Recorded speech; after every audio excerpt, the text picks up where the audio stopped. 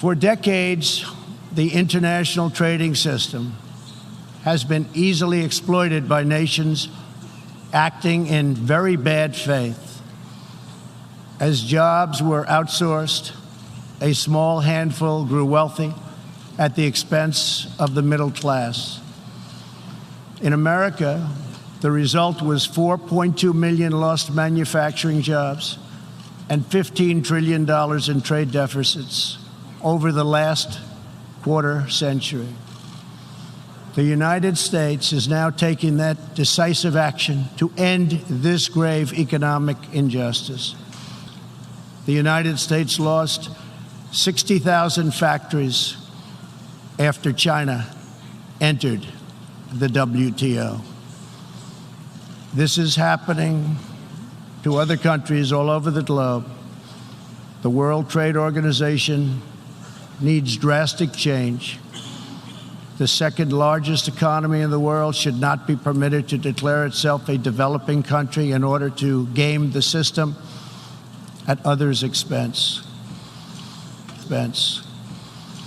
For years, these abuses were tolerated, ignored, or even encouraged. I was tired, and I think a lot of people are tired of watching other countries ripping off the United States. This is a great country. They laugh at us. Behind our backs, they laugh at us because of our own stupidity. And the leaders, I mean, what we have a Persian Gulf situation. You saw what happened today. Billions and billions of dollars are being spent on getting oil for Japan, and they're not paying anything for it. Essentially, they're paying nothing for it. We have tankers going back and forth that our men are protecting, losing their lives. I mean, they're losing their lives, Larry. We're spending billions and billions on protection, and those tankers are going over to Japan. I watched the Kuwaiti oil minister the other day laughing as he was explaining how much money they intend to make with the Bridgeton, which has been a total disaster, the Bridgeton.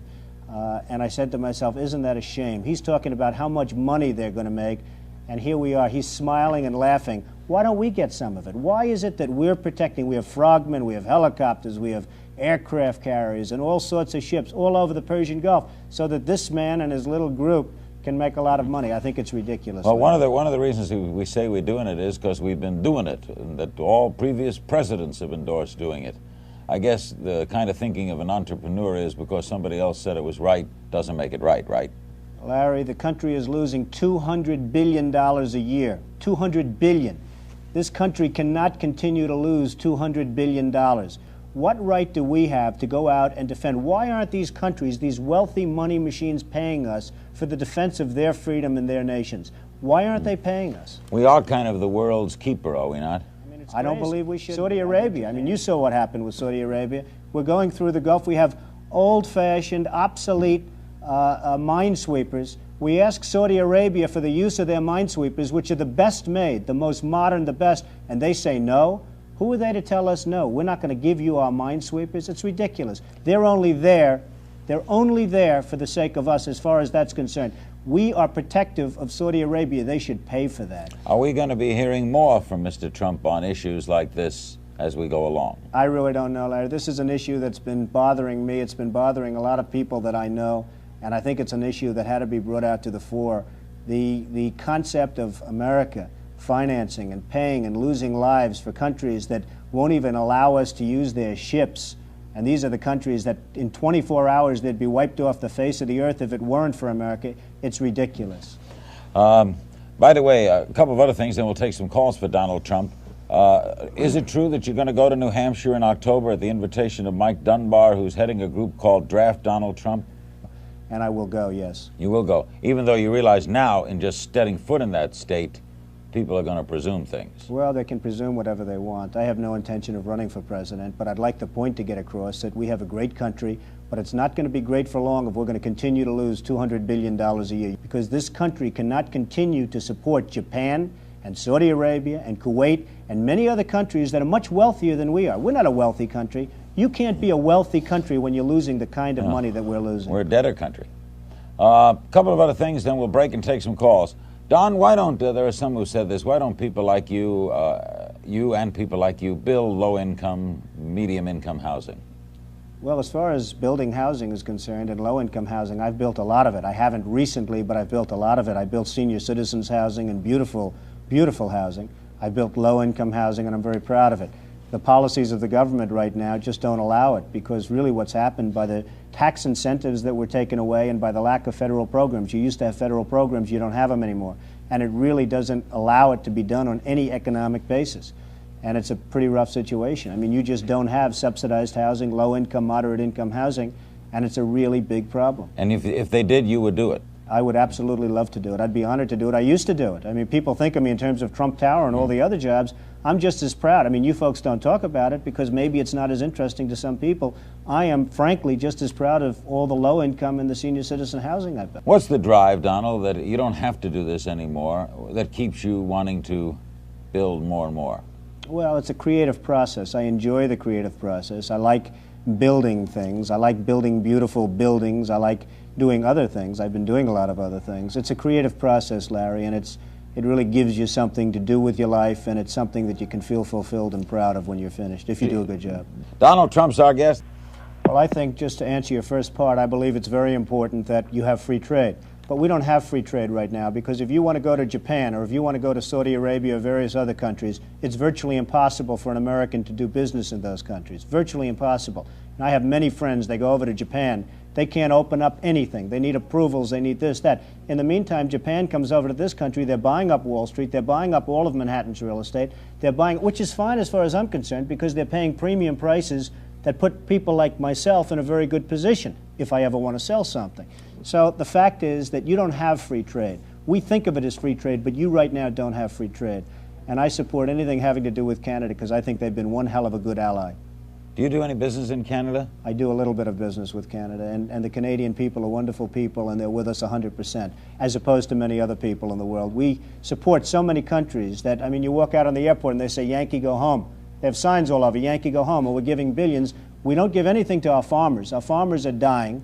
There's no question about it. Farms that were in for generations and families, they're being taken away. The homeless are all over the streets of the major cities, the sick and the problems, and yet we'll give billions of dollars in defending countries that have 5 times more money than we can ever hope to have. That's why it bothers me so much that when we give this kind of money to the wealthiest countries in the world, and yet for our own people, the homeless, the sick, the poor, the farmers, who are really going through hell right now, those people we're not helping.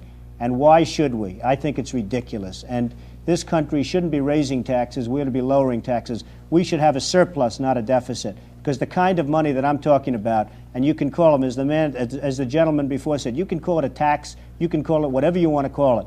But those countries should be paying us major billions of dollars, and you won't have any deficits whatsoever, and then we'll be able to help the poor and the sick and the homeless and the farmers and everybody else. Donald, what were you doing? West Patterson, New Jersey. Hello. Hello. I'd like to, hi Larry, I want to ask Mr. Trump a question about the Japanese, and if they keep on buying up all the real estate in Hawaii and in New York, won't it come to a point where they will be dictating our policy and we'll be afraid to move against them? I think it's almost to that point now, isn't it? There's a book out, Don, that says that already exists, that Japan is, in a sense, wielding the rope with us.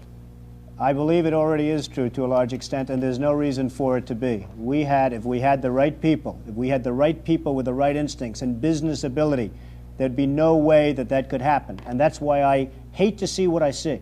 But they laugh at us. They're laughing at this country and the way the country is being managed. As far as other causes that are near and dear, this is the cause, because if we can solve this, then we're able to take care of something that I consider to be ultimately of ultimate importance, and that is the homeless situation, that is the farmers, that is the sick. We don't have any money. This country is busted. And it's busted because we're doing things that we shouldn't be doing. If we had business ability in this country, we'd be making lots of profit, so-called surplus profit. And that profit, that money, could be going to defend and I literally mean defend our homeless and our poor and our sick and our farmers. And that's where we ought to be spending the money, not giving it to countries that don't give a damn for us to start off with. Globalism exerted a religious pull over past leaders, causing them to ignore their own national interests. But as far as America is concerned, those days are over. To confront these unfair practices, I placed massive tariffs on more than $500 billion worth of Chinese-made goods. Already, as a result of these tariffs, supply chains are relocating back to America and to other nations, and billions of dollars are being paid to our Treasury. The American people are absolutely committed to restoring balance to our relationship with China. Hopefully, we can reach an agreement that will be beneficial for both countries. But as I have made very clear, I will not accept a bad deal for the American people. As we endeavor to stabilize our relationship, we're also carefully monitoring the situation in Hong Kong.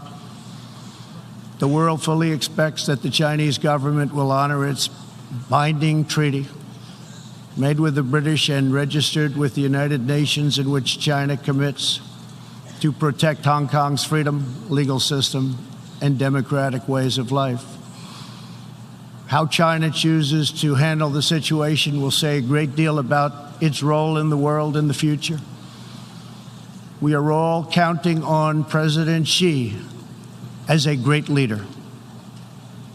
The United States does not seek conflict with any other nation. We desire peace, cooperation, and mutual gain with all. But I will never fail to defend America's interests. One of the greatest security threats facing peace-loving nations today is the repressive regime in Iran. The regime's record of death and destruction is well known to us all. Not only is Iran the world's #1 state sponsor of terrorism, but Iran's leaders are fueling the tragic wars in both Syria and Yemen. At the same time, the regime is squandering the nation's wealth and future in a fanatical quest for nuclear weapons and the means to deliver them. We must never allow this to happen. To stop Iran's path to nuclear weapons and missiles, I withdrew the United States from the terrible Iran nuclear deal. Following our withdrawal, we have implemented severe economic sanctions on the country. Hoping to free itself from sanctions, the regime has escalated its violent and unprovoked aggression. In response to Iran's recent attack on Saudi Arabian oil facilities, we just imposed the highest level of sanctions on Iran's central bank and sovereign wealth fund. All nations have a duty to act. No responsible government should subsidize Iran's bloodlust. As long as Iran's menacing behavior continues, sanctions will not be lifted.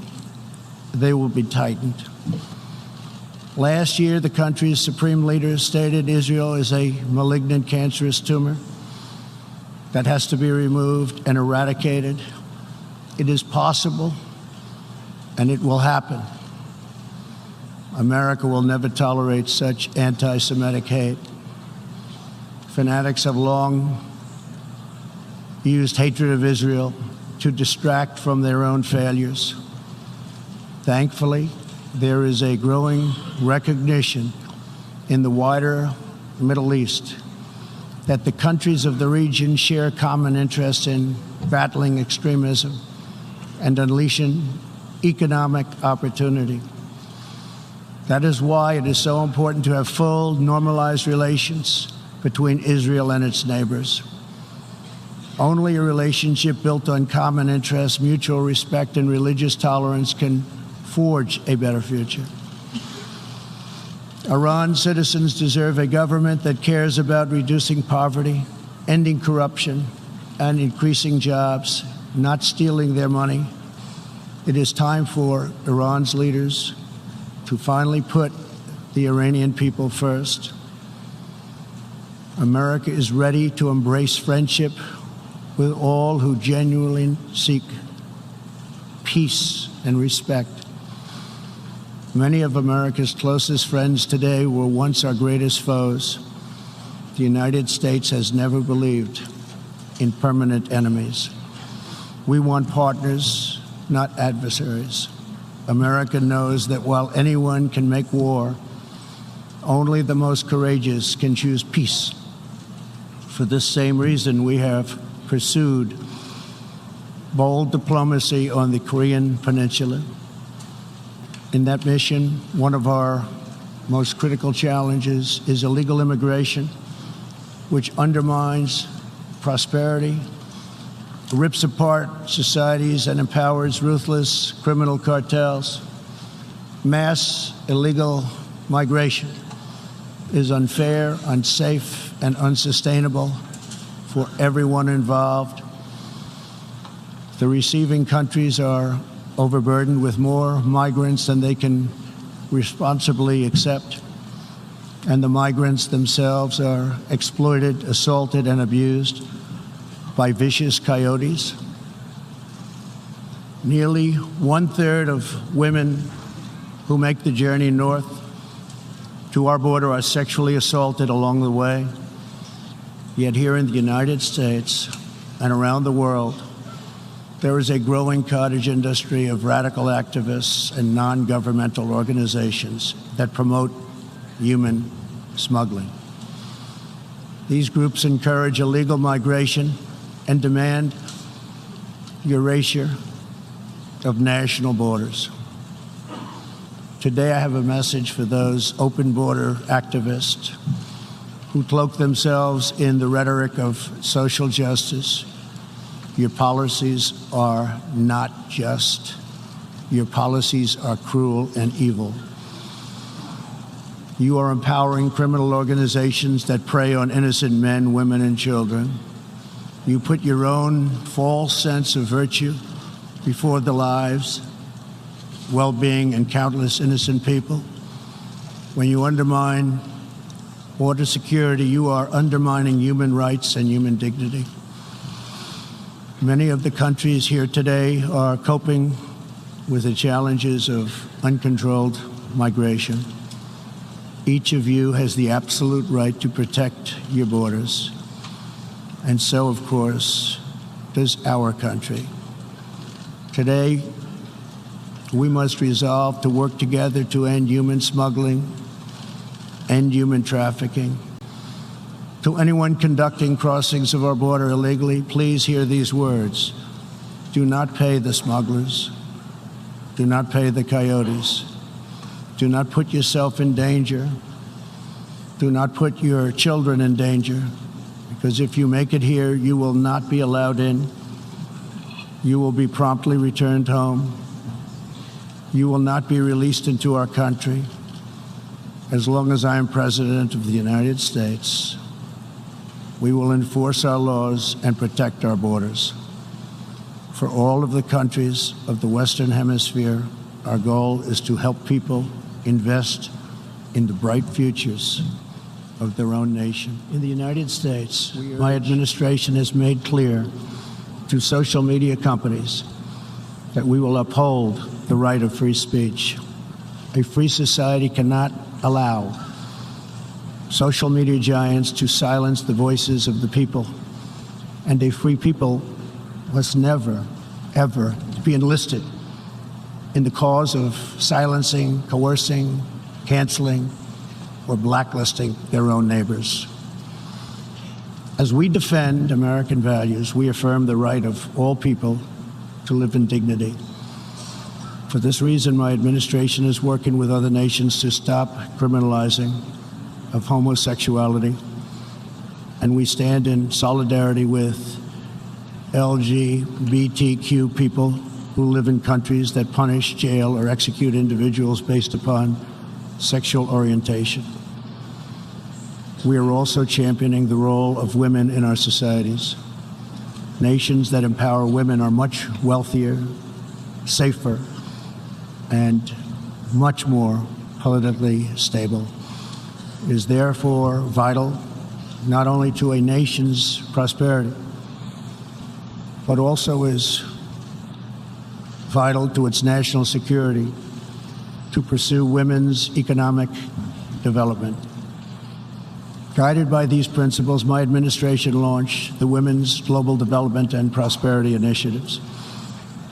The WGDP is the first ever government-wide approach to women's economic empowerment, working to ensure that women all over the planet have the legal right to own and inherit property, work in the same industries as men, travel freely, and access credit and institutions. Yesterday, I was also pleased to host leaders for a discussion about an ironclad American commitment protecting religious leaders and also protecting religious freedom. This fundamental right is under growing threat around the world. Hard to believe, but 80% of the world's population lives in countries where religious liberty is in significant danger or even completely outlawed. Americans will never fire or tire in our effort to defend and promote freedom of worship and religion. We want and support religious liberty for all. Americans will also never tire of defending innocent life. We are aware that many United Nations projects have attempted to assert a global right to taxpayer-funded abortion on demand, right up until the moment of delivery. Global bureaucrats have absolutely no business attacking the sovereignty of nations that wish to protect innocent life.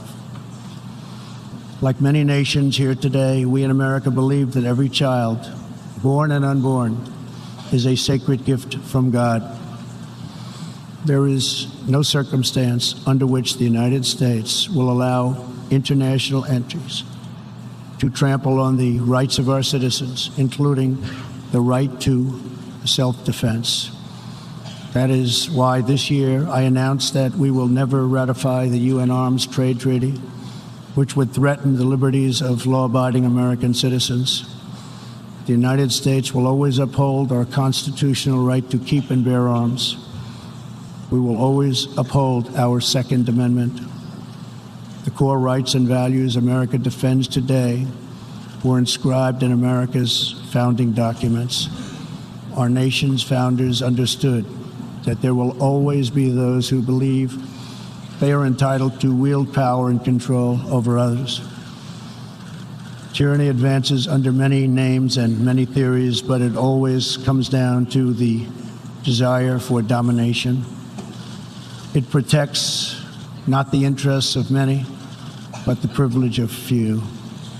Our founders gave us a system designed to restrain this dangerous impulse.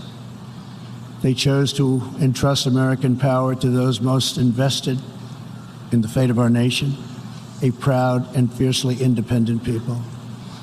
The true good of a nation can only be pursued by those who love it, by citizens who are rooted in its history, who are nourished by its culture, committed to its values, attached to its people, and who know that its future is theirs to build or theirs to lose.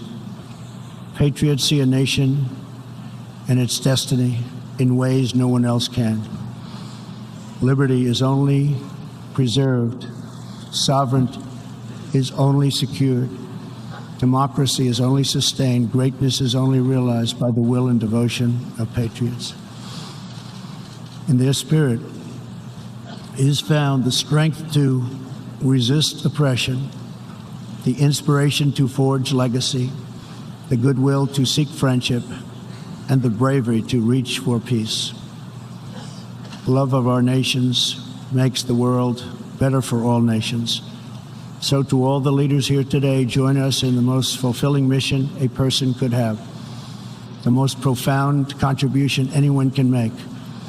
Lift up your nations, cherish your culture, honor your histories, treasure your citizens, make your country strong and prosperous and righteous, honor the dignity of your people, and nothing will be outside of your reach. When our nations are greater, the future will be brighter, our people will be happier, and our partnerships will be stronger. With God's help, together we will cast off the enemies of liberty and overcome the oppressors of dignity. We will set new standards of living and reach new heights of human achievement. We will rediscover old truths, unravel old mysteries, and make thrilling new breakthroughs. And we will find more beautiful friendship and more harmony among nations than ever before. My fellow leaders, the path to peace and progress and freedom and justice and a better world for all humanity begins at home. Thank you. God bless you. God bless the nations of the world. And God bless America. Thank you very much.